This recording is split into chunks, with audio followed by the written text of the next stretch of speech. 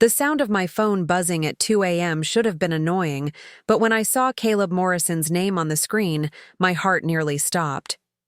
3 months ago, my own family called my cleaning business embarrassing work for desperate people. Tonight, one of Hollywood's biggest stars was personally calling me because he needed my help. I'd love to know which corner of the globe you're watching from. And if this story speaks to you, make sure to subscribe. Tomorrow's video is one you absolutely can't miss. Standing in my cramped studio apartment in downtown Phoenix, holding a mop that had seen better days, I never imagined this would be the beginning of everything changing. My name is Alice, and 6 months ago, I was working double shifts at a diner, barely scraping together enough money to keep the lights on. The tips were terrible. My manager treated me like dirt, and every morning I woke up feeling like I was drowning in my own life. The idea for the cleaning business came to me during one of those sleepless nights when the bills were piling up and my bank account was showing a negative balance. I'd always been good at cleaning.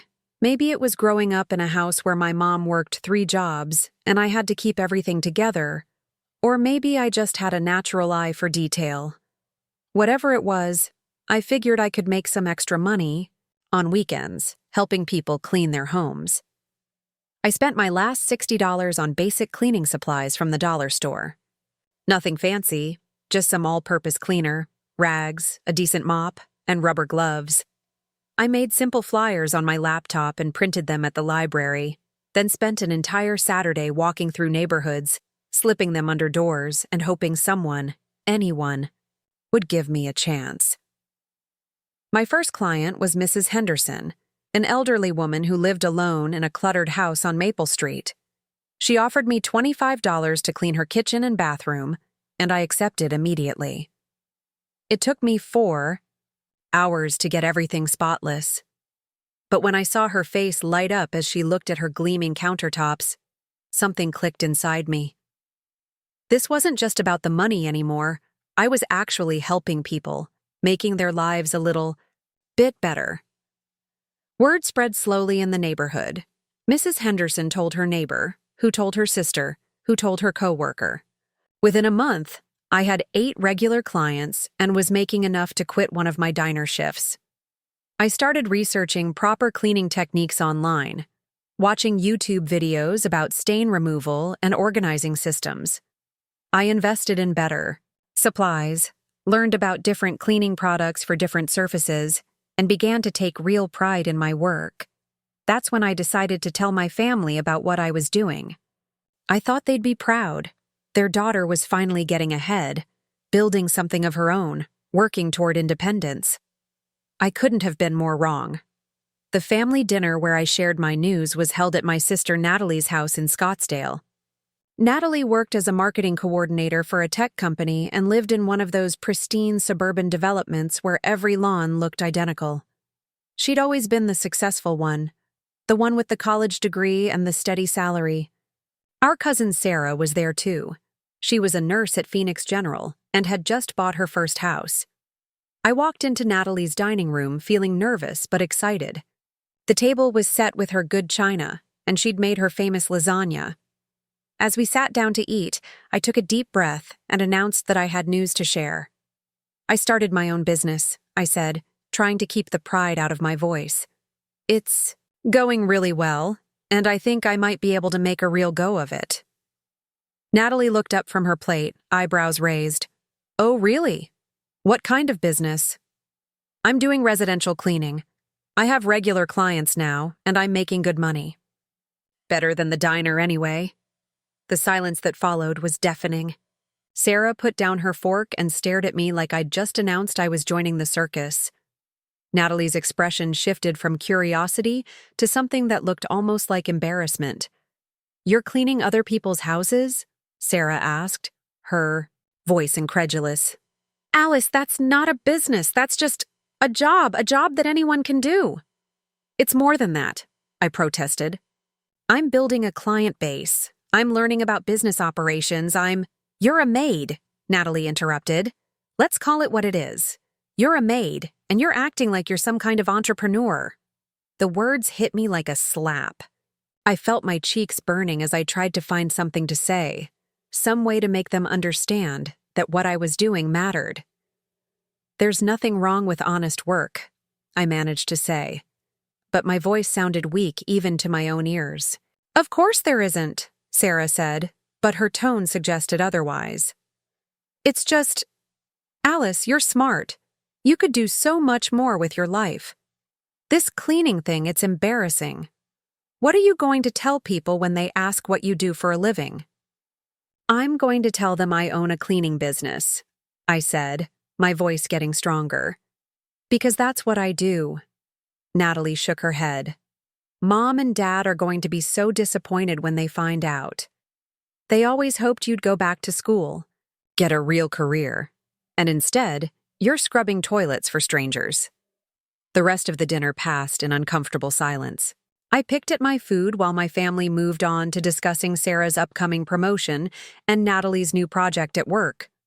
Nobody asked me any more questions about my business. Nobody seemed interested in hearing about Mrs. Henderson or the young couple who hired me to deep clean their apartment before their baby was born. I was invisible again, just like I'd always been. Driving home that night, I felt smaller than I had in months. Maybe they were right.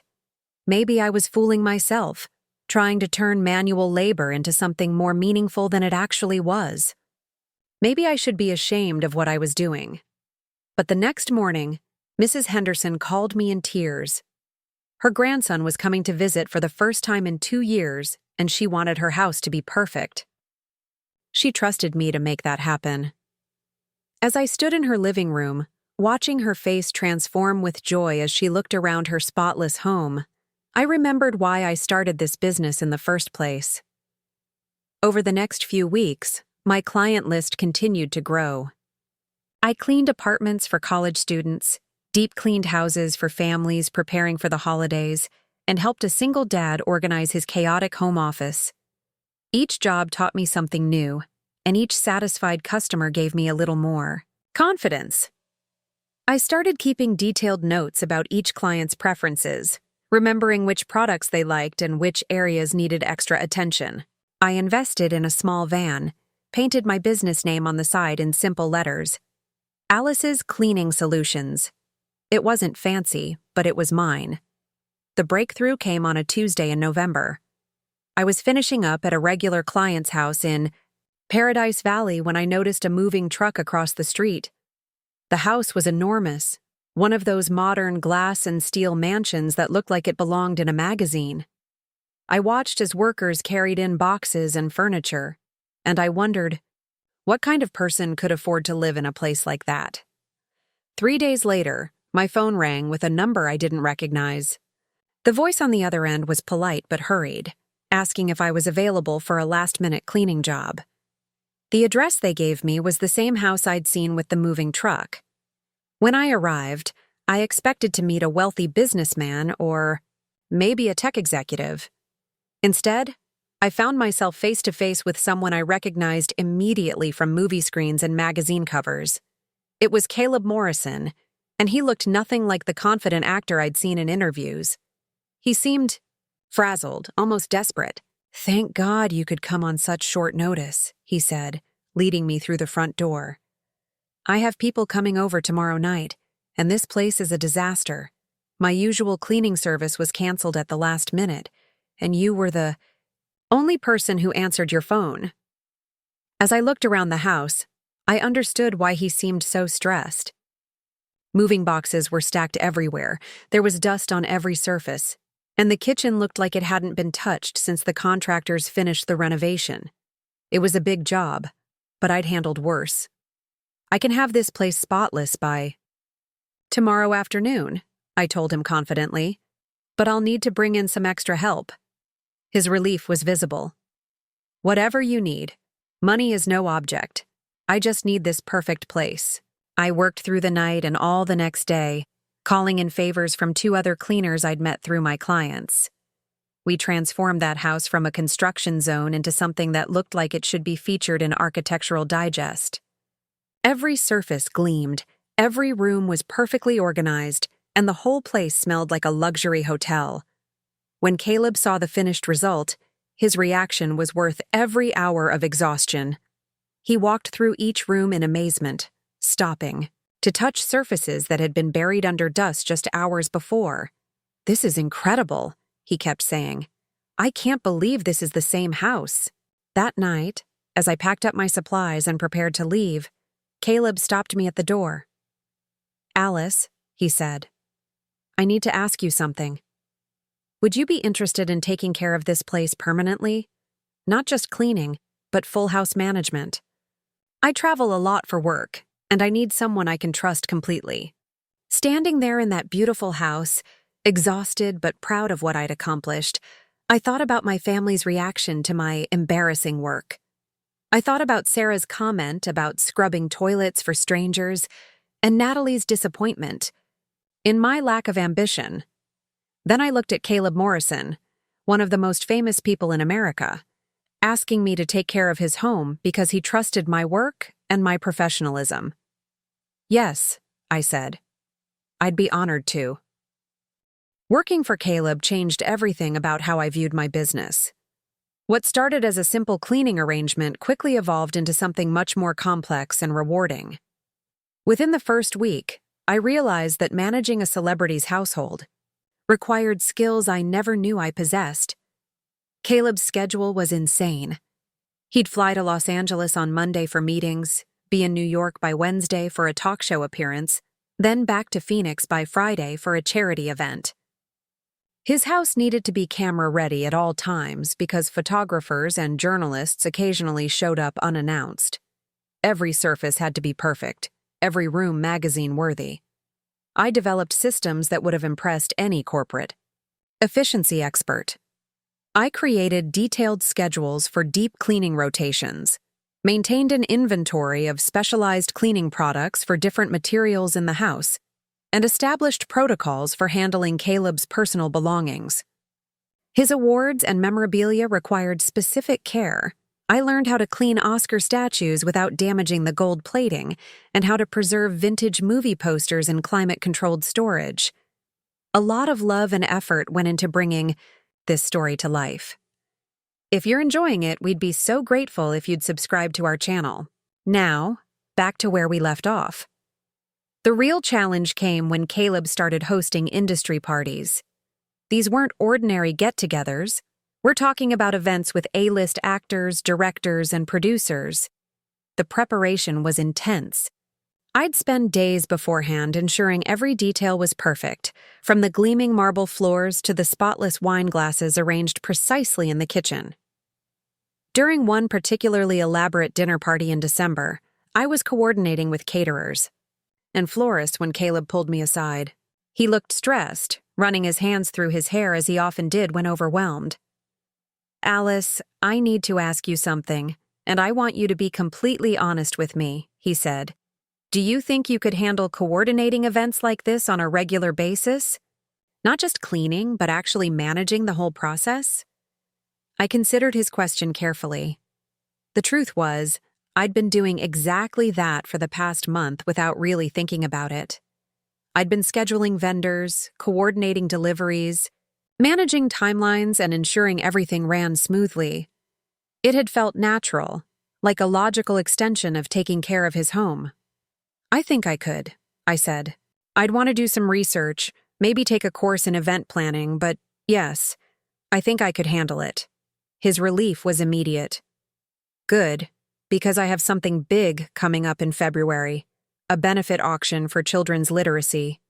We're expecting about 200 guests, including some very high-profile donors. Would you be willing to take points on organizing it?" The benefit auction became my proving ground. I threw myself into planning with an intensity that surprised even me. I researched similar events, contacted venues, coordinated with auction houses for donated items, and managed guest lists that read like a Hollywood who's who. I learned about permit requirements for large gatherings, insurance considerations for valuable auction items, and the intricate logistics of managing security for high-profile guests. 3 weeks before the event, Caleb's regular publicist fell ill with pneumonia. He was panicking because media coordination was crucial for the charity's success. The whole point was to generate publicity for the literacy cause. Without thinking, I volunteered to handle press relations temporarily. "Alice, you don't understand," he said. "This isn't just calling a few reporters. We're talking about coordinating with Entertainment Tonight, People magazine, and major news outlets. These people can be ruthless." "Then teach me," I said simply. "I learn fast, and you need someone you can trust." He stared at me for a moment, then nodded. "Okay, but we're going to have to work around the clock for the next 3 weeks." Those 3 weeks were the most challenging and exhilarating of my life. Caleb taught me how to craft press releases that would grab attention without revealing too much, how to negotiate with photographers for the best angles and coverage, and how to handle difficult journalists who tried to turn charity events into gossip opportunities. I learned to speak their language, understanding what made a story compelling, and how to present information in ways that served both the charity's goals and the media's needs. The night of the auction, everything came together perfectly. The venue was stunning. The guests were engaged, and the media coverage exceeded everyone's expectations. We raised over $3 million for children's literacy programs, and the event was featured in major publications across the country. As I watched Caleb give his closing speech that night, thanking donors and volunteers, he caught my eye from the stage and smiled. Later, as we were cleaning up, he pulled me aside again. "Alice, I need to be honest with you about something," he said. "When I first hired you, I thought I was just getting a cleaning service. But what you've become, you're not just managing my house anymore. You're managing my life, and you're doing it better than people I've paid 10 times as much." He paused, looking around the venue where we'd just hosted one of Phoenix's most successful charity events of the year. "I want to offer you a real position, not as my housekeeper, but as my personal assistant and event coordinator. Full salary, benefits, the work. What do you say?" Standing in that elegant ballroom, surrounded by the remnants of an event I'd organized from scratch, I felt a surge of pride unlike anything I'd ever experienced. 6 months ago, my family had called my work embarrassing. Tonight, I'd successfully managed an event that would help thousands of children learn to read. "Yes," I said without hesitation. "Absolutely yes." The transformation in my life was immediate and dramatic. Caleb set me up with a proper office space in his house, complete with professional-grade computers and communication equipment. I had business cards printed with my new title: Personal Assistant and Event Coordinator to Caleb Morrison. The salary he offered was more than I'd ever imagined making, with benefits that included health insurance and a retirement plan. But the real change was in how I saw myself. I wasn't just Alice who cleaned houses anymore. I was Alice who managed complex projects, coordinated with high-level professionals, and made things happen.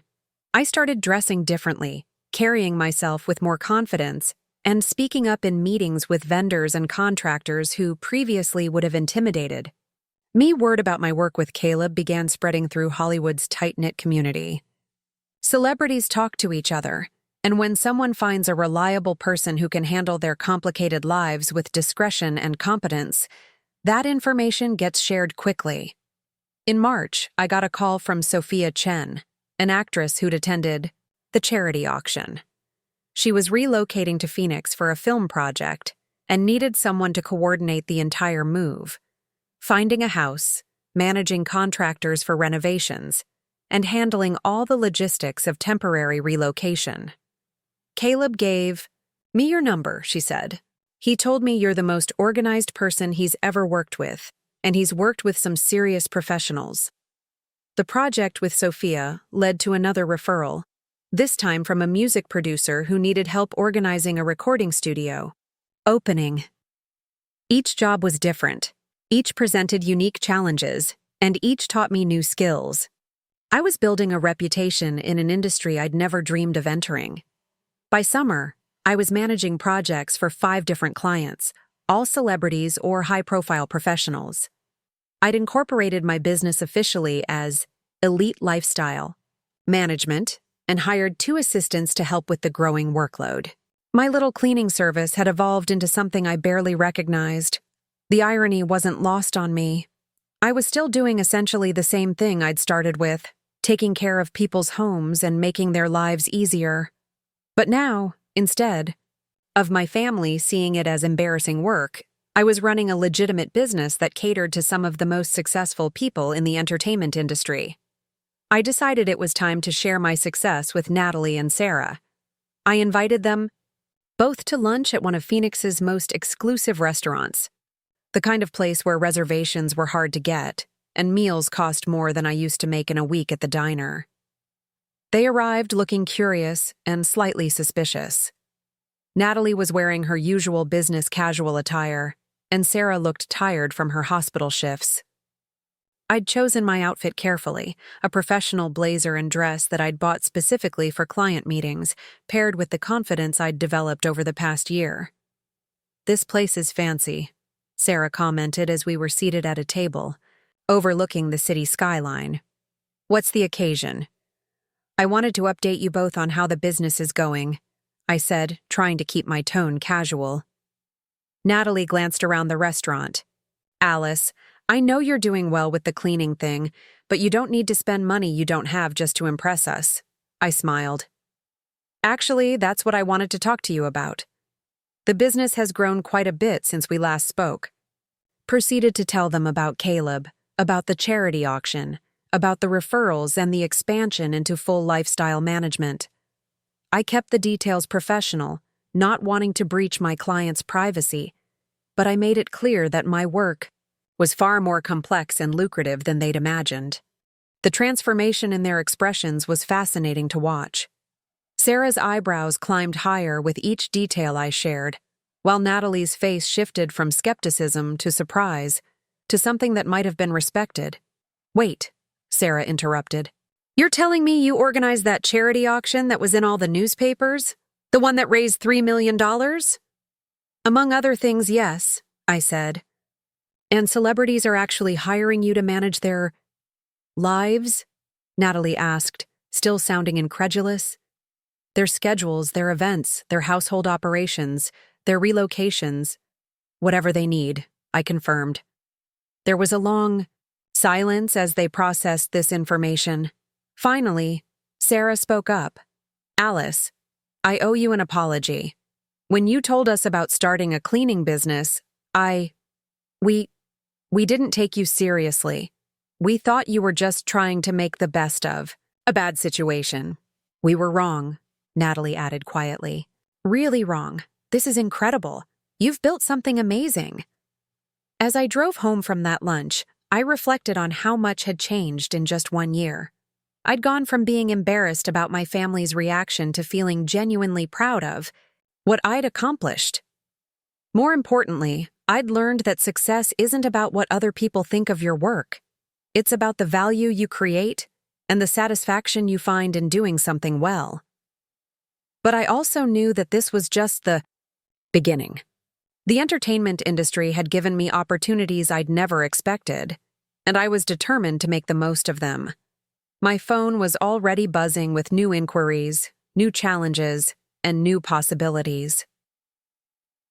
The girl who'd started with $60 in cleaning supplies and a stack of homemade flyers was gone. In her place was a professional who commanded respect, managed complex projects, and had earned her place in a world that most people only saw from the outside. The call came at 11:47 p.m. on a Tuesday in September, just as I was reviewing contracts for a film premiere after-party scheduled for the following month. The number wasn't in my contacts, but after 2 years in this business, I'd learned that late-night calls often meant either emergencies or major opportunities. "Alice, this is Marcus Rodriguez from Premier Talent Agency." His voice carried the urgency that I'd come to associate with Hollywood's fast-moving deals. "I got your number from Caleb Morrison. We have a situation that requires immediate attention, and frankly, you're the only person 3 different clients have recommended for this level of complexity." Marcus explained that one of their biggest clients, internationally renowned director Elena Walsh, was facing a crisis. She was supposed to be in Phoenix in 6 days to begin pre-production on a major film, but her entire advance team had quit suddenly after a dispute with the previous production company. Elena needed someone who could coordinate temporary housing for a crew of 40 people, secure equipment storage facilities, arrange catering for long filming days, and handle a dozen other logistical nightmares, all while maintaining the absolute discretion that A-list productions demanded. The budget is essentially unlimited, Marcus continued, but the timeline is brutal. Elena's reputation depends on this production starting on schedule, and if we can't pull this together, it could cost the studio tens of millions of dollars. I found myself saying yes before I'd fully processed the magnitude of what I was agreeing to take on. Within an hour, I was on a conference call with Elena's assistant in Los Angeles, learning about union requirements for film crews, location permits for urban shoots, and the intricate insurance considerations for handling millions of dollars worth of camera equipment. The next 5 days blurred together in a whirlwind of phone calls, site visits, and negotiations. I rented an entire extended stay hotel for the crew, coordinated with 3 different catering companies to provide meals that met various dietary restrictions and union contract requirements, and arranged for specialized storage facilities that could accommodate delicate filming equipment. I learned about call sheets, shooting schedules, and the complex hierarchy that governs film productions. The real test came when Elena herself arrived in Phoenix. She was nothing like the celebrities I'd worked with before, intense, demanding, and absolutely uncompromising about her standards. She walked through every location I'd arranged, inspected every detail of the accommodations, and grilled me about contingency plans for problems I hadn't even considered. "The weather forecast shows possible rain next Tuesday," she said, standing in the middle of a downtown street where a crucial scene was scheduled to be filmed. "What's your backup plan?" I'd already researched 3 alternative indoor locations and had preliminary agreements in place, but Elena pushed further. "What about equipment transport if the road's flooded? What about crew safety protocols? What about protecting expensive camera gear from moisture?" By the end of that first week, I'd not only met all of Elena's requirements, but had impressed her with my ability to anticipate problems and provide solutions. More importantly, I discovered that I genuinely enjoyed the high-stakes pressure of film production logistics. "You know," Elena told me as we wrapped up a particularly challenging day of location scouting, "most people in this business talk a big game but crumble when things get complicated. You don't just solve problems, you prevent them from happening in the first place." That film production became a turning point for elite lifestyle management. Elena's project was a success, finishing on schedule and under budget, and she made sure everyone in Hollywood knew who had made that possible. Within weeks, I was fielding calls from production companies, talent agencies, and major studios. But the real validation came when Variety, the entertainment industry's most prestigious publication, ran a feature article about the growing trend of lifestyle management services in Hollywood. My company was prominently featured, with quotes from several high-profile clients praising our work. "Alice has revolutionized how we think about personal and professional support services," Caleb was quoted as saying. "She doesn't just manage logistics, she anticipates needs and creates solutions before problems even arise." The morning that article was published, my phone didn't stop ringing. Not with emergencies or crisis management calls, but with opportunities. Major talent, agencies wanted to discuss partnerships. Production companies inquired about retainer arrangements. Even some Fortune 500 executives who weren't in entertainment had heard about my work and wanted to explore corporate consulting services. I realized I needed to make a decision about the future of my business.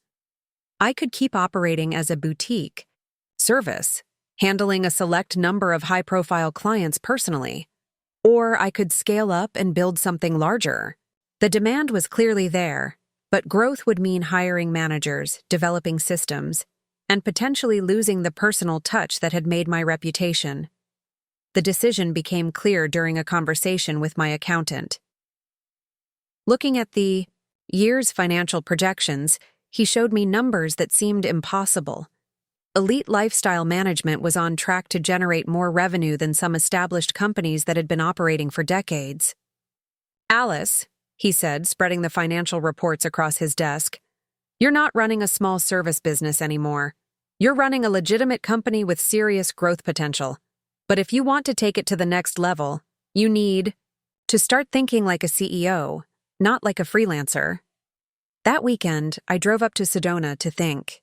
I'd always found clarity in the red rocks and clear desert air, and I needed to process how dramatically my life had changed. 2 years ago, I'd been mixing cleaning supplies in my studio apartment, hoping to make enough money to pay rent. Now, I was contemplating hiring employees, leasing office space, and building a company that could operate without my direct involvement in every detail. On Sunday morning, sitting on a hiking trail overlooking the valley, I called my parents. I hadn't spoken to them much since starting the business, partly because I'd been so busy, but partly because I'd been afraid they'd react the same way Natalie and Sarah initially had. "Alice." My mother's voice was warm with surprise. "How wonderful to hear from you. We've been reading about your business in the newspapers. We're so proud of what you've accomplished." That conversation lasted 2 hours. I told them about the challenges, the successes, and the opportunities ahead.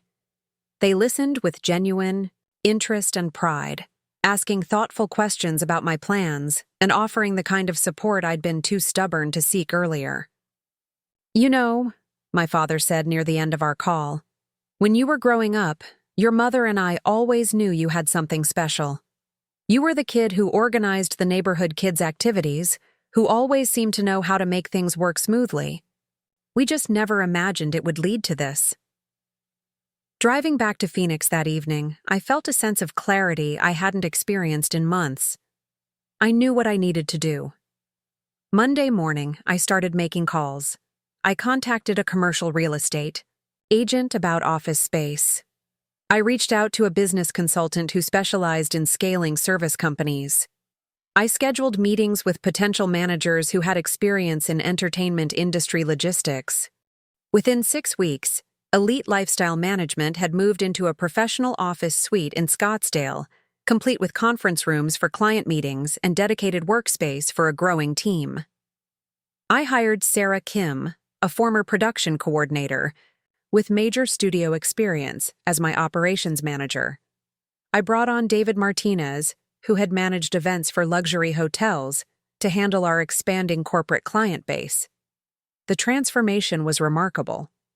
Instead of managing every detail personally, I was now overseeing a team of professionals who could handle multiple projects simultaneously. We developed systems and protocols that ensured consistent quality across all our services, whether we were coordinating a celebrity's cross-country move or managing a corporate executive's charity gala. By December, we were handling projects in Los Angeles, New York, and Atlanta in addition to our Phoenix base. Major entertainment companies were putting us on retainer for ongoing services. We'd successfully managed 3 film productions, dozens of high-profile events, and numerous celebrity relocations. The phone call that brought everything full circle came on New Year's Eve. I was at a client's party, not working it, but actually invited as a guest, when Caleb pulled me aside. "Alice, I need to tell you something," he said, and for a moment I worried there was a problem.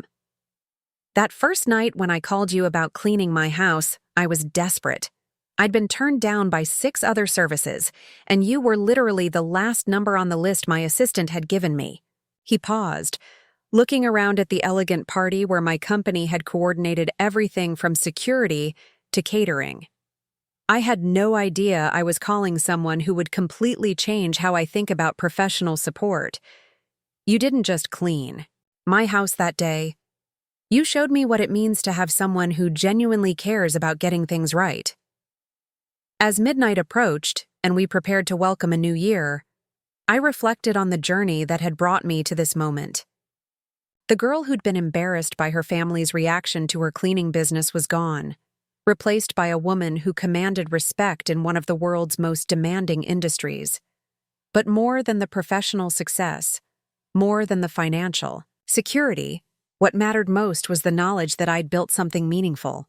Every day, my team and I were making people's lives easier, helping them focus on their creative work and personal goals while we handled the complex logistics that made their success possible. Standing in that beautiful house, surrounded by some of the most talented people in entertainment, I knew that this was just the beginning of what elite lifestyle management could become. The invitation arrived on cream-colored paper with gold embossing, the kind of stationery that immediately signals importance. The Phoenix Business Journal was hosting their annual Entrepreneur of the Year awards ceremony, and Elite Lifestyle Management had been nominated in the Emerging Business category. When I opened that envelope in my newly furnished office, surrounded by awards and photos from successful events, I felt a moment of disbelief that quickly gave way to profound gratitude. 3 years ago, I'd been mixing cleaning solutions in my cramped apartment. Now I was being recognized alongside tech innovators, restaurant owners, and manufacturing executives who'd built companies that employed hundreds of people. The nomination itself felt like validation of every risk I'd taken and every obstacle I'd overcome. But the real surprise came when I called to RSVP for the ceremony. The event coordinator, a woman named Jennifer Walsh, sounded unusually excited when she heard my name. "Ms. Rodriguez, I'm so glad you called personally," she said. "I have to tell you, we've received more nomination letters for your company than for any other business in your category. Clients, vendors, even competitors have written to support your nomination. In 20 years of organizing these awards, I've never seen anything like it." She read me excerpts from some of the letters. Caleb had written about how my work had allowed him to focus on his craft, while knowing his personal life was in capable hands. Elena Walsh had detailed how my crisis management during her film production had saved the studio nearly $2 million. Even vendors, caterers, security companies, transportation services had written about how my professionalism and clear communication had made their jobs easier and more profitable.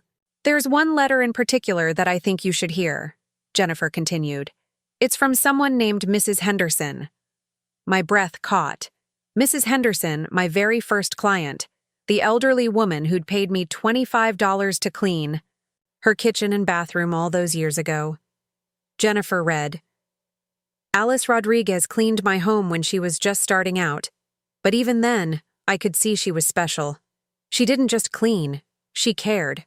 She noticed that I had trouble reaching high shelves and rearranged my kitchen so everything I needed was within easy reach. She saw that I was lonely and always stayed a few extra minutes to chat. When I read about her success in the newspaper, I wasn't surprised. She's always been extraordinary. I had to excuse myself from the call for a moment to compose myself. Mrs. Henderson was 87 years old now, and the thought that she'd taken the time to write a nomination letter meant more to me than any celebrity endorsement ever could. The award ceremony was scheduled for a Thursday evening in February at the Arizona Biltmore, one of Phoenix's most prestigious hotels. I spent weeks preparing, not just for the possibility of winning, but for the networking opportunities the event would provide. Elite Lifestyle Management was ready to expand beyond entertainment industry clients, and this ceremony would be full of potential business partners and customers. The night of the event, I arrived wearing a custom-tailored black dress that I'd commissioned from a designer whose celebrity clients I'd worked with. It was a far cry from the thrift store clothes I'd worn to family dinners where I'd tried to explain my business plans. My team, Sarah, David, and 3 other managers I'd hired over the past year, accompanied me, all of us proud to represent the company we'd built together. The ceremony included cocktails, dinner, and then the awards presentations. I found myself seated at a table with other nominees, including the founder of a successful tech startup and a woman who'd built a chain of fitness studios across the Southwest. The conversation was energizing. We compared notes on scaling, challenges, hiring decisions, and the particular pressures of running growing businesses. When they announced the emerging business category, my heart was racing. The presenter read through the nominees, detailing each company's achievements and growth metrics. When he got to elite lifestyle management, the description included numbers that still amazed me. Revenue growth of 400% year over year, expansion to 4 major cities, a client retention rate of 98%, and 23 full-time employees. The winner of this year's Emerging Business Award, the presenter announced, represents the best of American entrepreneurship, identifying an unmet need, delivering exceptional service, and building a company culture that prioritizes both client satisfaction and employee growth. Elite Lifestyle Management, founded by Alice Rodriguez. The applause seemed to go on forever. As I walked to the stage, I caught sight of a familiar face in the audience. Natalie was there, beaming with pride, having surprised me by attending, without telling me she'd be coming. Later, I learned that she'd coordinated with my assistant to get a ticket and had even convinced Sarah to fly in from Denver, where she'd recently moved for a new nursing position. My acceptance speech was brief. I thanked my team, my clients, and the vendors who'd become partners in our success. But I also mentioned Mrs. Henderson and the lesson she'd taught me about the dignity of service work, regardless of scale or recognition. 3 years ago, I started this company with $60 and a belief that helping people manage their lives better was valuable work, I said, looking out at an audience of Phoenix's most successful business leaders. Tonight, I'm proud to accept this award not just for elite lifestyle management, but for everyone who's ever been told their work isn't prestigious enough or important enough. Every job that helps others has dignity, and every service that makes people's lives better has value. The standing ovation that followed was one of the most gratifying moments of my professional life, but the real celebration came afterward, when Natalie and Sarah joined my team and me for dinner at a private club that one of my clients had recommended. "Alice," Sarah said as we raised glasses of champagne, "I owe you more than an apology. When you first told us about your cleaning business, I thought you were settling for less than you deserved. I had no idea you were building something that would become this." Natalie nodded in agreement. I kept thinking about traditional career paths, college degrees, corporate jobs, climbing predetermined ladders. I never imagined that you could create your own ladder and climb higher than any of us thought possible. The conversation that night was different from any we'd had as adults. Instead of the subtle competition and judgment that had characterized our family interactions, we talked openly about our dreams, our failures, and our definitions of success. Sarah shared her struggles with burnout in nursing and her desire to find more meaningful work. Natalie admitted that despite her corporate success, she often felt like she was just going through the motions. "What you've built," Natalie said, "is more than a business. It's a life you actually want to live." That insight stayed with me as elite lifestyle management continued to grow. By spring, we were handling corporate executive relocations for Fortune 500 companies. We'd expanded our entertainment division to include tour management for musicians and logistics coordination for major sporting events. We'd even started a consulting division, helping other service businesses implement the systems and quality standards that had made our reputation. The growth brought new challenges. Managing a team of 30 employees across multiple cities required skills I was still developing. We needed more sophisticated technology systems, better financial controls, and clearer operational procedures. I found myself spending more time on administrative tasks and less time on direct client service, which sometimes felt like a loss. The solution came through an unexpected conversation with Elena Walsh, who'd become not just a client, but a mentor of sorts. She was in Phoenix for a new project and invited me to lunch at her hotel. "Alice, I want to talk to you about something I've learned in my career," she said over salads that probably cost more than my first cleaning supplies budget. There comes a point when successful people have to choose between being the person who does the work and being the person who leads others in doing the work. Both are valuable, but they require different skills and different mindsets. She was right, of course. The hands-on problem-solving and direct client relationships that had built my reputation were still important, but they weren't the only way to create value. Teaching others to deliver exceptional service, building systems that ensured consistent quality, and creating a company culture that attracted top talent, these were leadership challenges that could have even greater impact. Over the summer, I restructured Elite Lifestyle Management to reflect this philosophy. I promoted Sarah Kim to Chief Operating Officer, giving her responsibility for day-to-day operations across all our divisions. David Martinez became Vice President of Client Relations, focusing on maintaining the personal relationships that were crucial to our reputation. I stepped into the role of CEO, concentrating on strategy, growth planning, and the high-level client relationships that required my personal attention. The restructuring worked beautifully. Our client satisfaction scores actually improved because my managers could focus entirely on service delivery while I focused on business development and strategic partnerships. We signed our first major corporate contract, providing comprehensive lifestyle management services for executives at a multinational technology company. We opened an office in Los Angeles and began planning expansion to New York. In September, I received a call that brought my journey full circle in the most unexpected way. The caller introduced herself as Rebecca Thompson, a producer with a major television network. Ms. Rodriguez, we're developing a documentary series about American entrepreneurs who've built successful companies in unconventional ways, she explained. Your story, starting with a cleaning service and building it into a multi-million-dollar lifestyle management company, is exactly the kind of inspiring narrative we're looking for. The documentary filming took place over several weeks, with cameras following me through typical workdays, interviewing clients and employees, and documenting the behind-the-scenes work of coordinating complex events and logistics. They interviewed Mrs. Henderson, who at 88 was still sharp and articulate about her memories of my early days. They spoke with Caleb about how our professional relationship had evolved. They even interviewed Natalie and Sarah about their initial skepticism and eventual pride in my achievements.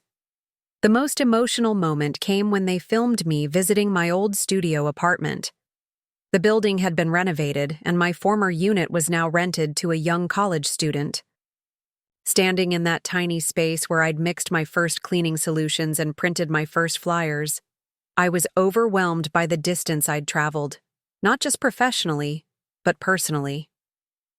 What would you tell your younger self if you could go back to this apartment 3 years ago? The interviewer asked. I thought about that scared, desperate girl who'd spent her last $60 on cleaning supplies, who'd walked through neighborhoods hoping someone would give her a chance. I'd tell her that the work she's about to start isn't just about making money or even building a business, I said. It's about discovering what she's truly capable of. I'd tell her that every person who dismisses her dreams or calls her work embarrassing is really just showing their own limitations.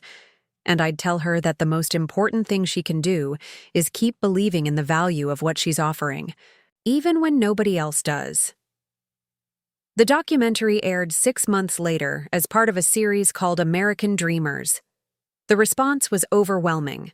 Elite Lifestyle Management's website crashed from traffic within hours of the broadcast.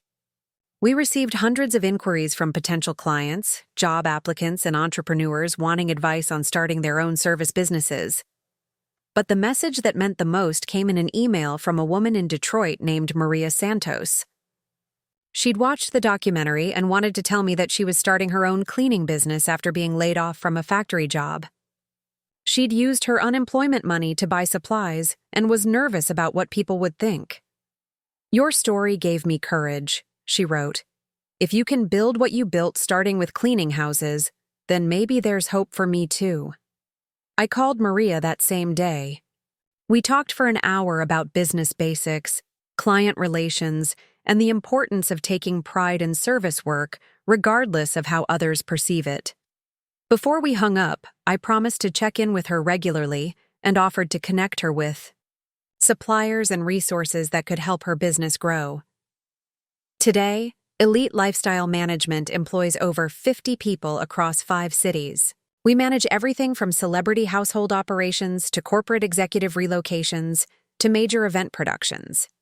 Our annual revenue exceeds $8 million, and we're planning international expansion. But the number I'm most proud of isn't our revenue or our client list or our employee count. It's the 47 entrepreneurs who've contacted me after watching the documentary or reading articles about my company, people who were inspired to start their own service businesses. Maria Santos now employs 12 people in Detroit. A former teacher in Austin built a successful pet care service. A retired veteran in Seattle started a home organization company that's booked solid for the next 6 months. Every time someone tells me they were inspired by my story to take a chance on their own dreams, I think about that family dinner where Natalie and Sarah called my work embarrassing. I think about the courage it took to keep going when the people I loved most didn't believe in what I was building. Success isn't just about proving other people wrong. It's about proving to yourself that your dreams are worth pursuing, regardless of what anyone else thinks. It's about understanding that dignity comes from excellence, not from other people's approval. And it's about having the vision to see potential where others see only problems. The cleaning business that my family once mocked has become something none of us could have imagined. But more importantly, it became the foundation for a life I'm genuinely proud to live. One built on service, excellence, and the unwavering belief that any honest work, done with integrity and passion, can become extraordinary. 2 months after the documentary aired, I was sitting in my corner office overlooking downtown Phoenix when my assistant buzzed the intercom with an unusual urgency in her voice. "Alice, there's someone here to see you who doesn't have an appointment, but she says it's about the TV show. She drove here from Tucson and seems really determined to speak with you." I normally didn't take unscheduled meetings. My calendar was booked solid for weeks in advance. But something in my assistant's tone made me curious. "Send her in." The woman who walked through my door was probably in her 50s, with calloused hands and tired eyes that I recognized immediately. She had the look of someone who'd been working multiple jobs just to get by, the same expression I'd seen in my own mirror not so long ago. "Ms. Rodriguez, my name is Carmen Valdez," she said, clutching a worn manila folder against her chest. "I saw your documentary 3 times, and I drove 4 hours to talk to you because I think you might be the only person who'd understand." Carmen's story poured out in a rush of words mixed with tears and determination. She'd been cleaning houses in Tucson for 15 years, ever since her husband died and left her with 3 children to raise alone. She'd built up a small client base and was good at what she did, but she'd never thought of it as anything more than survival. Watching my documentary had changed something fundamental in how she saw her work and her possibilities. "I never thought about incorporation or business licenses or any of that," she said, opening her folder to reveal a stack of handwritten client lists and payment records. "But after seeing what you built, I started thinking maybe I could be more than just Carmen, who cleans houses. Maybe I could be Carmen who runs a business." I spent the next 2 hours with her, going through her client records and discussing the practical steps for formalizing her operation. She had 18 regular clients, excellent word-of-mouth referrals, and a reputation for reliability that she'd built over more than a decade. What she lacked was the confidence to see herself as a business owner rather than just someone getting by. "Carmen, you're not starting a business," I told her as we reviewed her numbers. "You've been running one for 15 years. You just haven't been thinking of it that way." By the time she left that afternoon, Carmen had a business plan, a timeline for incorporation, and my personal phone number with instructions to call whenever she had questions. More importantly, she walked out of my office with her shoulders straighter and her head higher than when she'd arrived. Carmen's visit crystallized something I'd been feeling since the documentary aired. The success of elite lifestyle management was gratifying, but the real impact seemed to be in inspiring others to see possibilities they'd never considered. That evening, I called an emergency meeting with my leadership team.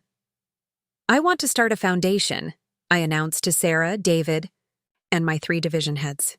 "Something focused on supporting service industry entrepreneurs, people who want to formalize and grow businesses they've already been running informally." The room went quiet for a moment before Sarah spoke up. "Alice, that's a beautiful idea. But foundations require significant resources and expertise we don't currently have. Are you sure you want to take on something this complex while we're still growing the core business?" She was right to be cautious. Elite lifestyle management was thriving, but we were also in a critical growth phase that demanded focus and resources. Starting a foundation would mean dividing my attention and potentially slowing our expansion plans. But over the next week, as I continued to receive calls and emails from people inspired by the documentary, I became more convinced that this was the right direction. A truck driver in Oklahoma had started a mobile car detailing service. A former restaurant worker in Chicago was building a meal prep business for busy families. A retired teacher in Portland had launched a tutoring service that was already booked. Solid. Each story reinforced my belief that there were thousands of people like Carmen, hardworking, skilled, and capable, but lacking the knowledge or confidence to transform their survival strategies into legitimate businesses. They didn't need charity. They needed mentorship, resources, and someone who understood their challenges because she'd faced them herself. I decided to test the concept before committing to a full foundation. I reached out to the Small Business Administration's Phoenix office and proposed a pilot program. Elite Lifestyle Management would sponsor a series of workshops for service industry entrepreneurs, covering topics like business registration, basic accounting, marketing, and client relationship management. The response exceeded every expectation. Our first workshop, scheduled for 20 participants, had a waiting list of over 60 people. Janitors who wanted to start cleaning companies, home health aides planning private care services, landscapers ready to formalize their operations. They came from across Arizona and even neighboring states. Standing in front of that first workshop group, looking at faces that reflected my own journey from uncertainty to confidence, I felt a sense of purpose that was different from anything I'd experienced in building elite lifestyle management. These weren't potential clients or business partners. They were fellow travelers on a path I knew intimately. "The biggest lie we tell ourselves about service work," I said to open that first session, "is that it's not real business. But if you're solving problems for people, if you're providing value they're willing to pay for, if you're building relationships that generate repeat customers, you're already running a business." Today, we're going to talk about how to make it official and how to make it profitable. The workshops were so successful that we quickly expanded from monthly sessions to weekly ones. I brought in accountants, lawyers, and marketing specialists to cover topics I couldn't address personally. More importantly, we created a network where participants could support each other, share resources, and celebrate successes together. Carmen Valdez became one of our most inspiring success stories. 6 months after our first meeting, she'd incorporated Valdez Home Care Services, hired her first 2 employees, and was generating enough revenue to move her family into a larger apartment. But her transformation went beyond financial improvements. She'd discovered a confidence and sense of purpose that radiated in everything she did. "Ms. Rodriguez," she told me during one of our monthly check-in calls, "my youngest daughter asked me what I do for work yesterday. For the first time in her life, I said I run a company instead of I clean houses." Both things are true, but the way I think about it now changes everything. The foundation became official in the fall, with seed funding from Elite Lifestyle, management and matching grants from 2 major Phoenix-based corporations whose executives had become clients. We named it the Dignity Through Service Foundation, reflecting our core belief that all honest work has value and potential for growth. Our first major initiative was a microloan program, providing small amounts of startup capital to service entrepreneurs who couldn't qualify for traditional business loans. The amounts were modest, usually between $500 and $5,000, but they made the difference between dreams and reality for people who needed basic equipment, initial supplies, or business registration fees. Maria Santos, the woman from Detroit, who'd emailed me after the documentary, became our first microloan recipient. She used $2,000 to purchase professional-grade equipment and uniforms for her expanding cleaning service. Within a year, she'd paid back the loan in full and was employing 8 people in her community. But the foundation's impact went beyond financial support. We developed partnerships with community colleges to offer business skills courses specifically designed for service industry entrepreneurs. We created a mentorship program that paired successful business owners with people just starting their journeys. We even launched a simple online platform where service entrepreneurs could share resources, ask questions, and find customers in their local markets. The most rewarding part was watching the ripple effects. People who'd received help through our programs began helping others in their communities. Carmen started an informal network of service business owners in Tucson. Maria began mentoring other women in Detroit who wanted to start their own companies. Workshop graduates became volunteer instructors for new participants. By the Foundation's first anniversary, we'd directly supported over 300 service entrepreneurs across the Southwest. More importantly, we'd helped shift the conversation about service work from something people did, when they had no other options, to something people chose because they saw its potential for independence and growth. The Foundation's success also had unexpected benefits for elite lifestyle management. Our reputation for supporting small businesses attracted corporate clients who shared those values. We formed partnerships with companies that wanted to source services from the entrepreneurs we were supporting. Our employee retention improved because team members felt proud to work for a company that gave back to the community. During our annual award ceremony that winter, I presented the Foundation's Entrepreneur of the Year award to Carmen Valdez. As she stood at the podium in the same hotel ballroom where I'd received my first business recognition, I was struck by how much both of our lives had changed. When I first met Alice Rodriguez, Carmen said, her voice strong and clear, I thought, I was just asking for business advice. What I really received was permission to dream bigger than I ever thought possible. This award isn't just mine. It belongs to everyone who's ever been told their work doesn't matter or their dreams aren't realistic. The applause that followed was thunderous, but what moved me most was seeing the faces in the audience. Many were workshop graduates, Foundation loan recipients, and program mentors. They represented hundreds of success stories, each unique but connected by the common thread of refusing to accept limitations others had placed on their ambitions. As I drove home that night, I reflected on how far I'd traveled from that family. Dinner where my work was called embarrassing. Elite lifestyle management continued to thrive, with expansion plans that would take us to new markets and new levels of success. But the Foundation had become something equally important, a way to multiply the impact of my journey by helping others write their own stories of transformation. The girl who'd started with $60 in cleaning supplies had become a woman, who was changing lives on a scale she'd never imagined possible, and the best part was knowing that this was still just the beginning. The email that would change everything arrived on a rainy Tuesday morning in March, buried among the usual flood of correspondence that comes with running both a business and a foundation.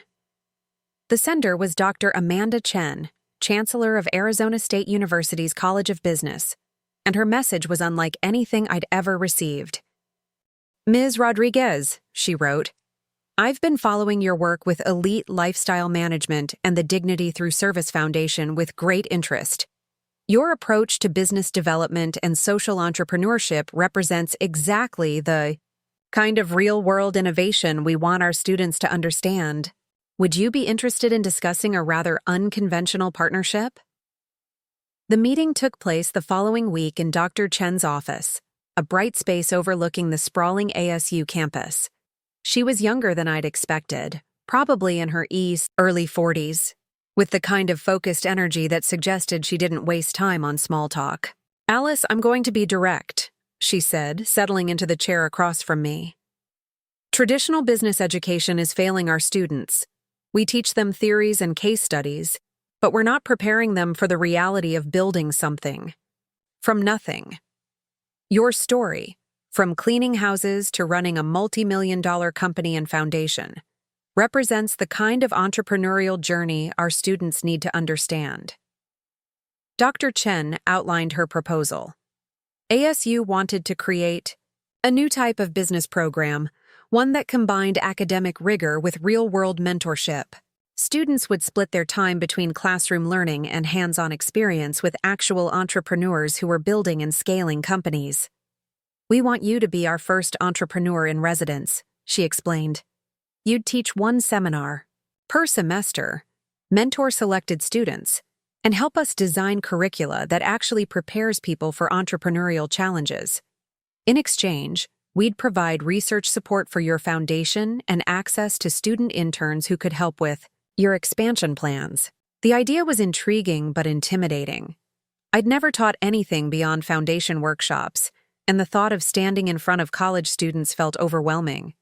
But as Dr. Chen described her vision for bridging the gap between academic theory and entrepreneurial practice, I began to see possibilities I hadn't considered. "What would I actually teach?" I asked. "I don't have an MBA or formal business education. I learned everything through trial and error." "That's exactly why you're perfect for this," Dr. Chen replied. "Our students get plenty of theoretical frameworks. What they don't get is insight into the daily realities of building a business, the emotional challenges, the practical problem-solving, the resilience required to overcome setbacks. You can teach them things they'll never learn from textbooks." I agreed to teach a pilot course that fall. Service Industry Entrepreneurship. From survival to success, the class would examine how service-based businesses could be built, scaled, and used as platforms for social impact. 20 students enrolled, a mix of business majors and others looking for practical entrepreneurship experience. Preparing for that first class was terrifying. I spent weeks developing lesson plans, second-guessing every decision, and wondering whether students would take me seriously. The night before the semester began, I called Sarah Kim for a pep talk.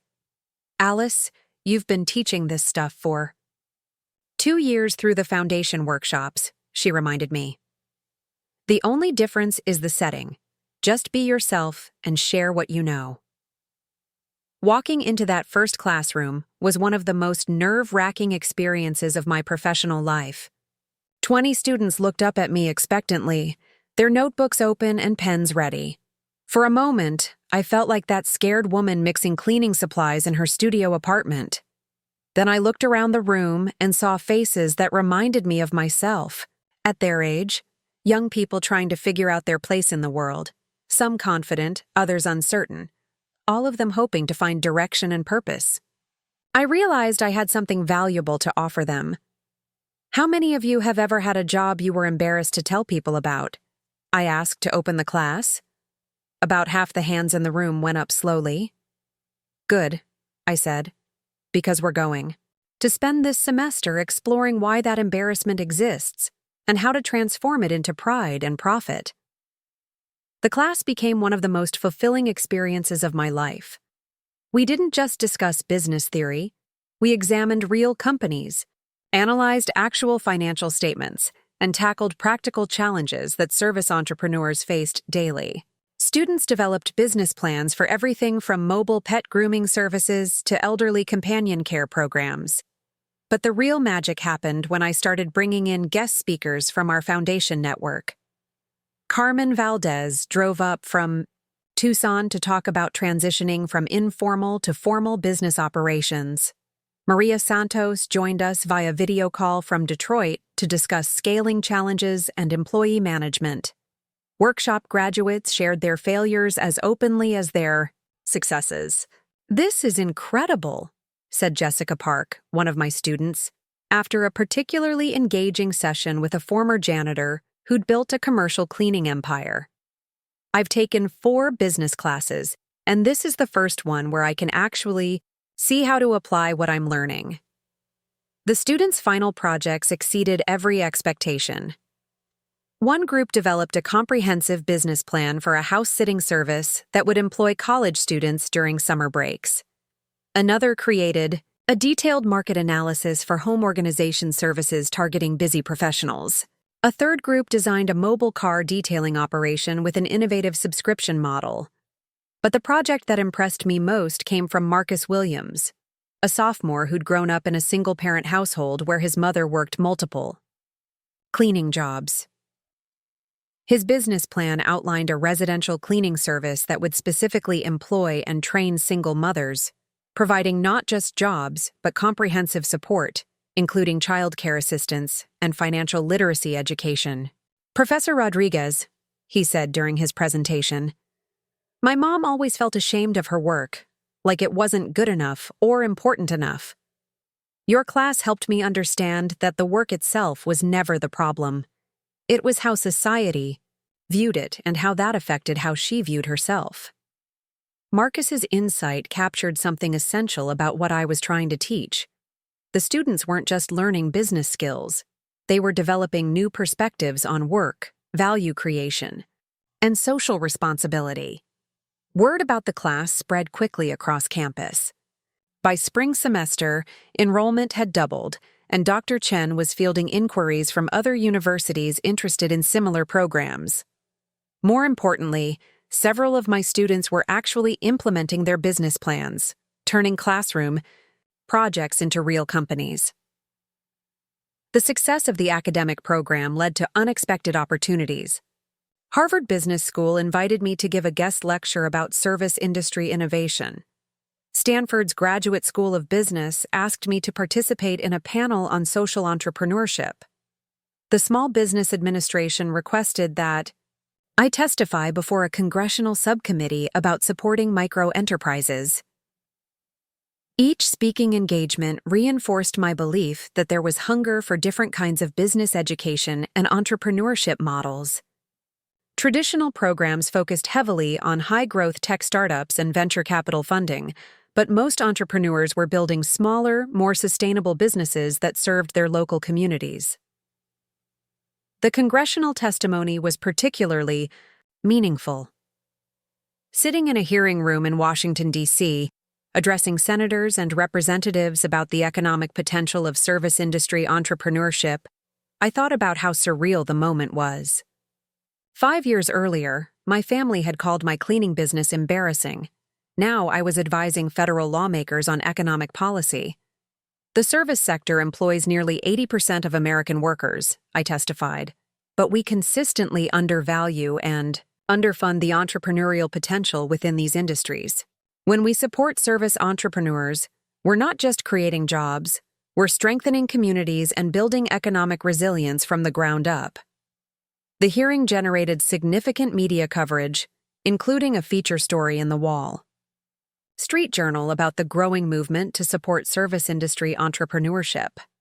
The article mentioned the Dignity Through Service Foundation and my teaching work at ASU, leading to a new wave of inquiries from potential partners and program participants. But the moment that meant the most came during a foundation workshop that summer. A woman named Patricia Morales approached me during the break, her eyes bright with excitement. "Ms. Rodriguez, I wanted to thank you for something you probably don't even remember," she said. 3 years ago, I was working as a housekeeper at a hotel downtown. I saw you on the news talking about your business, and it made me think differently about my work. I started my own cleaning service 2 years ago, and last month I hired my 5th employee. Patricia's story was one of hundreds. I'd heard over the years, but it reminded me why this work mattered. Every workshop participant, every student, every foundation loan recipient represented someone who'd chosen to see possibilities where others saw only limitations. Standing in that workshop room, surrounded by entrepreneurs at various stages of their journeys, I reflected on how dramatically my own path had evolved. What started as a desperate attempt to pay rent had become a mission to change how society views service work and the people who do it. Elite lifestyle management continued to thrive. The foundation was expanding to new states, and my teaching was opening doors to influence policy and education at national levels. But the core mission remained the same: helping people understand that every honest job has dignity, and every person with determination has the potential to build something meaningful. The girl who'd been embarrassed by her family's reaction had become a woman who was helping others find pride in their work and confidence in their dreams. And somehow, that transformation felt like the most important success of all. The phone call came at dawn on a September morning, waking me from the deepest sleep I'd had in weeks. 5 years of running elite lifestyle management and the foundation had taught me that early calls usually meant either emergencies or extraordinary opportunities. This one would prove to be both. "Alice, this is Margaret Sullivan from the White House Office of Public Engagement." The voice was crisp, professional, and completely unexpected. "The president is hosting a summit on small business innovation next month, and your name has come up repeatedly in our planning discussions. Would you be available to participate as a featured speaker?" I sat up in bed, suddenly wide awake. The White House. The president. 5 years ago, I'd been afraid to tell my family about my cleaning business, and now the federal government was inviting me to share my expertise on entrepreneurship and economic development. The Small Business Innovation Summit was scheduled for October 15th in the East Room, with an audience of policymakers, business leaders, and media representatives from across the country. My assigned topic was Service Sector Entrepreneurship and Economic Resilience, focusing on how supporting small service businesses could strengthen communities and create sustainable employment. Preparing for that speech became the most intense research project of my life. I worked with economists from ASU to compile data on service industry employment trends, collaborated with foundation staff to document our program outcomes, and spent countless hours refining a presentation that would make the case for policy changes supporting microenterprises. But as the date approached, I found myself thinking less about statistics and more about stories. The people who'd built businesses through our programs, the students who'd transformed classroom projects into real companies, the entrepreneurs who'd discovered dignity and purpose in work that others dismissed, these were the voices that needed to be heard in the halls of power. The morning of the summit, I stood in my hotel room in Washington, D.C., adjusting the navy blue suit I'd chosen for the occasion. It was custom-tailored, made by the same designer who'd created outfits for several of my celebrity clients. The reflection staring back at me was confident, professional, and ready. A far cry from the uncertain woman who'd mixed cleaning supplies in her studio apartment. The East Room was more impressive than any venue I'd ever spoken in, with its crystal chandeliers, historical portraits, and sense of gravitas that comes from being at the center of American government. As I waited, backstage I received a text from Carmen Valdez. "We're all watching on TV. Make us proud." Similar messages had been pouring in all morning from foundation participants, former students, and clients who'd become friends. When my introduction began, I felt a familiar surge of nerves mixed with determination. The moderator outlined my background, from starting with $60 in cleaning supplies to building a multi-million-dollar company and foundation that had supported over 800 entrepreneurs across 12 states. Ladies and gentlemen, please welcome Alice Rodriguez, founder and CEO of Elite Lifestyle Management and the Dignity Through Service Foundation. Walking to the podium in the East Room, past an audience of senators, cabinet members, and business leaders, I carried with me every story of transformation I'd witnessed over the past 5 years. This wasn't just my moment. It was a platform for everyone who'd ever been told their work wasn't prestigious enough or their dreams weren't realistic enough. 6 years ago, my own family called my cleaning business embarrassing work for desperate people. I began, my voice steady despite the magnitude of the moment. Today, I stand before you representing an economic sector that employs nearly 80% of American workers, but receives less than 10% of small business development resources. I spoke for 20 minutes about the untapped potential in service industries, the barriers that prevent good workers from becoming successful entrepreneurs, and the policy changes that could unlock billions of dollars in economic activity. I shared data about job creation, community development, and the multiplier effects of supporting local service businesses. But the moment that generated the most response came when I talked about dignity and perception. When we dismiss service work as unskilled or temporary, we're not just insulting millions of hardworking Americans, we're blinding ourselves to enormous economic opportunities, I said, looking directly at the television cameras that would carry this message across the country. Every person who cleans offices, delivers food, provides home care, or maintains our communities is already demonstrating entrepreneurial skills.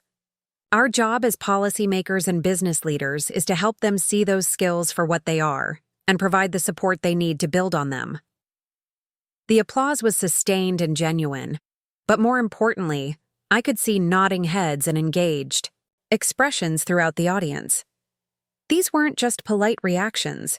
People were actually listening and considering ideas they might not have encountered before. After my presentation, I was approached by a stream of officials, business leaders, and journalists. A senator from Colorado wanted to discuss legislation supporting micro-lending programs. A venture capital firm expressed interest in funding expansion of our foundation model to other states. 3 different universities invited me to establish entrepreneur in residence programs similar to what I'd developed at ASU. But the conversation that affected me most came from an unexpected source. As I was leaving the reception following the summit, a woman in her 30s approached me hesitantly. "Ms. Rodriguez, I'm Sarah Martinez, and I work in the Office of Economic Policy," she said. "I wanted to thank you for your presentation, but also to tell you something personal. My mother cleaned offices for 40 years. She supported our family, put me through college, and never once complained about her work. But she also never thought of herself as anything more than just a janitor. Hearing you speak today, I finally understand what she really was. She was an entrepreneur who just never got the chance to see herself that way." That conversation stayed with me during the flight back to Phoenix. How many people were out there, working hard and creating value, but unable to see their own potential, because society had taught them their work didn't matter?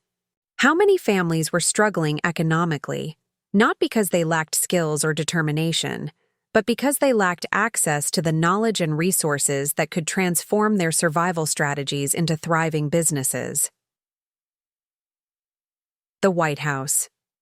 Summit generated a flood of new opportunities and challenges for both elite lifestyle management and the foundation. Media coverage led to inquiries from entrepreneurs across the country who wanted to access our programs. Policymakers from multiple states requested consultations on developing similar initiatives. 3 major corporations offered significant funding to help us expand nationally. But the most meaningful response came from the people our work was designed to serve.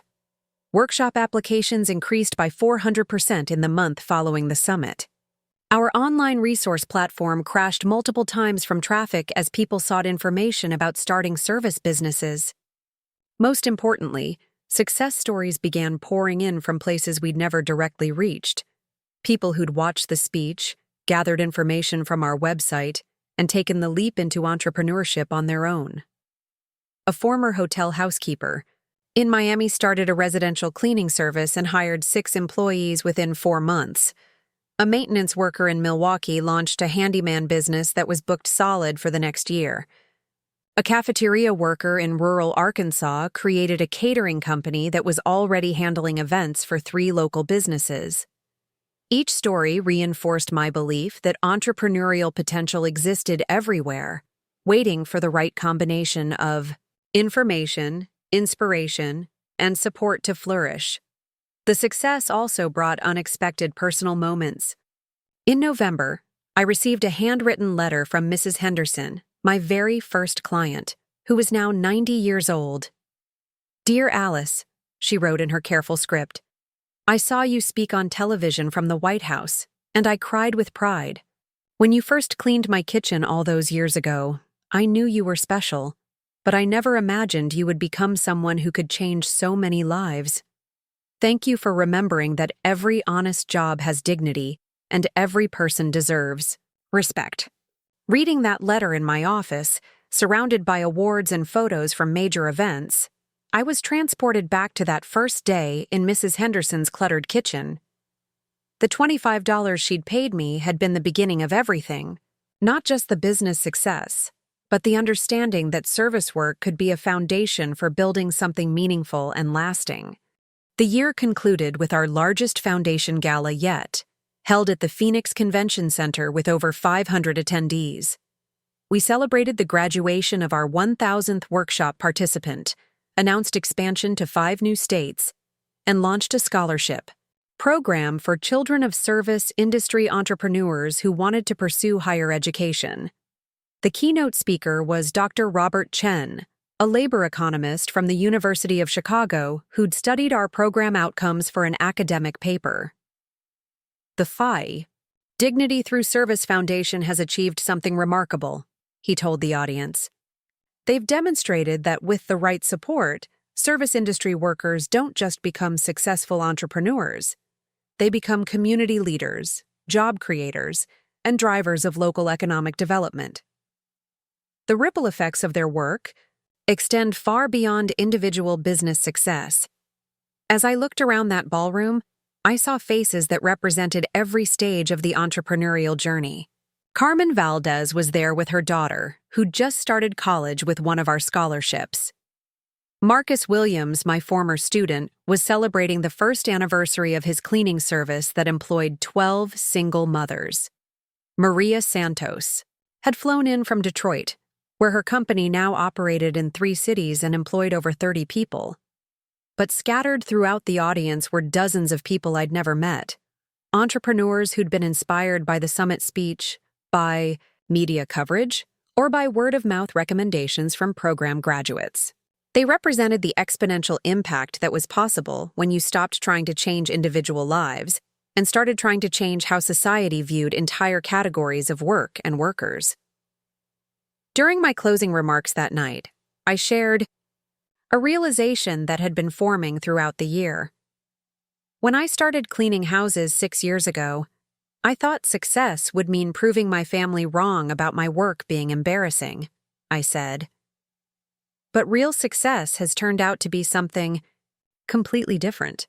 It's been about helping other people discover that their work, whatever it is, has value and potential that extends far beyond what anyone else thinks about it. I paused, looking out at an audience that included not just successful entrepreneurs, but policymakers, educators, and business leaders who were committed to changing how America supports and values service work. The girl who was embarrassed by her family's reaction has become a woman who's proud to represent an entire sector of our economy. But more importantly, she's become someone who understands that individual success means nothing unless it opens doors for others to find their own paths to dignity, independence, and fulfillment. The standing ovation that followed lasted several minutes, but what moved me most was seeing the faces of people who'd found courage to pursue dreams they'd previously thought impossible. That room was full of proof that with the right support and perspective, any honest work could become the foundation for extraordinary achievements. As the evening wound down and guests began to leave, I found myself standing alone on the convention center's outdoor terrace, looking out over the Phoenix skyline. The city lights stretched to the horizon, representing millions of people going about their daily lives, many of them performing the same kinds of service work that had once made me feel ashamed. My phone buzzed with a text from Natalie. Watching the gala livestream from Denver. So proud of who you've become and what you've built. Love you, sis. 6 years earlier, she'd called my cleaning business embarrassing work for desperate people. Tonight, She was watching me celebrate the impact of an organization that had helped create over 1,000 new businesses and thousands of jobs across the country. But the transformation that mattered most wasn't in how others saw my work. It was in how I'd learned to see the potential in every person who chose service as their path to independence and success. The cleaning supplies and homemade flyers had been just the beginning of a journey that led to understanding something fundamental about dignity, work, and the American dream. Standing there under the desert stars, I thought about all the people across the country who were probably lying awake at that moment, worried about money, uncertain about their futures, maybe even ashamed of the work they did to survive. I thought about how many of them had skills and determination that could transform their lives if they just had the right support and perspective.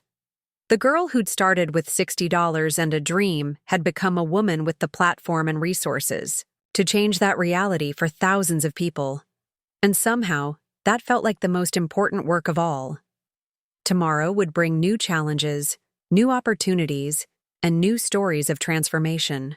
But tonight, I was simply grateful for a journey that had taught me that success isn't about what other people think of your work. It's about what you build with the time and talents you've been given, and how many lives you can touch along the way. The cleaning business that my family once mocked had become something none of us could have imagined. But more than that, it had become proof that in America, any dream is possible if you're willing to work for it and stubborn enough to pursue it, even when others don't believe. 2 weeks after the gala, I received an unexpected phone call that would open yet another chapter in this incredible journey. The caller identified himself as James Patterson, executive producer for a major streaming platform. Ms. Rodriguez, we've been following your story since the White House summit, and we'd like to discuss developing a documentary series about the entrepreneurs your foundation has supported, he explained. We want to show America what economic empowerment looks like when it starts from the ground up. The documentary project, tentatively titled Built from Service, would follow 12 entrepreneurs over the course of a year as they launched and grew their businesses with foundation support. The series would capture not just their professional challenges but their personal transformations, the moments when people began to see themselves differently and understand their own potential. What excited me most about the project was its potential to reach people who might never attend a workshop or read an article about entrepreneurship. Television could bring these stories into living rooms across the country, showing working families that business ownership wasn't just for people with advanced degrees or significant capital. Carmen Valdez was selected as one of the featured entrepreneurs, and I'll never forget the day the camera crew followed her to a client meeting. Watching her confidently present a proposal for ongoing services, negotiate terms, and handle questions with professional expertise, I was struck by how completely she'd transformed from the nervous woman who'd driven from Tucson to ask for advice. 3 years ago, I would have been terrified to sit across from these business executives, she told the camera afterward. Now I realize that I have something valuable to offer them, and I deserve to be compensated fairly for it. That shift in mindset changed everything. The filming process also provided unexpected opportunities for reflection and growth within the foundation itself. Watching our programs through the documentary crew's eyes, we identified areas for improvement and expansion that we might have missed otherwise. The producers' questions challenged us to articulate our impact more clearly and think more strategically about our long-term goals. One particularly powerful moment came when Marcus Williams, the former student whose cleaning service employed single mothers, was interviewed about the broader social impact of his business model. When you employ a single mother and help her become financially stable, you're not just changing one life, he said, standing in his company's small office, where employee children were doing homework while their mothers finished their shifts. You're affecting her kids, their education, their future opportunities. You're breaking cycles of poverty and creating cycles of success instead. The documentary series premiered 18 months later to critical acclaim and strong viewership. More importantly, it generated a new wave of inquiries from people who saw entrepreneurship as a realistic path for the first time.